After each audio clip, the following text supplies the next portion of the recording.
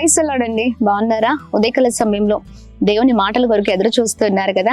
చూడండి, దేవుని మాటలు నింపబడుతున్నాం. దేవుని మాటలు ఎంతగానో మనలో సంతోషాన్ని తీసుకొని వస్తున్నాయి. అంతేనండి, ఉదయం లేవగానే దేవుని మాటలు పట్టుకుంటే మన జీవితాలు మార్చబడతాయి. మరి ప్రత్యేకంగా ఈ ఉదయం పరిశుద్ధాత్మ దేవుడు మాట్లాడుతున్న తన ప్రత్యేకింపబడిన మాటలు యెషయా గ్రంథం 60వ అధ్యాయం 20వ వచనం. మీ దుఃఖ దినములు సమాప్తములగును. Praise the Lord. అద్భుతకరమైన మాటలు కదా.